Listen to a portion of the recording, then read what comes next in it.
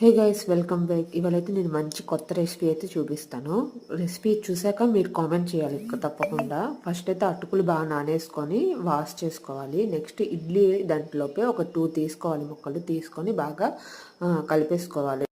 ఒక కడాయిలోపు ఆయిల్ కొంచెం వేసుకొని ఆవాలు, జీలకర్ర, ఎండుమిర్చి, మినపప్పు, శనగపప్పు కూడా యాడ్ చేసుకోవచ్చు. నెక్స్ట్ దీంట్లో కొంచెం ఆనియన్స్ వేసేసుకొని బాగా ఫ్రై చేసుకున్న తర్వాత కొంచెం కరివేపాకు కానీ కొత్తిమీర కానీ ఏమున్నా వేసేసుకోవచ్చు. వేసాక దీంట్లో కొంచెం వాటర్ వేసుకొని సాల్ట్ టేస్ట్ తగ్గట్టు కొంచెం పసుపు, ఇంగువ వేసుకొని ముందుగా రెడీ చేసుకున్న మిశ్రమాన్ని యాడ్ చేసేసుకొని బాగా కలిపేసుకుంటే మనకి ఇడ్లీ అటుకులు తాలింపు అయితే రెడీ అయిపోద్ది.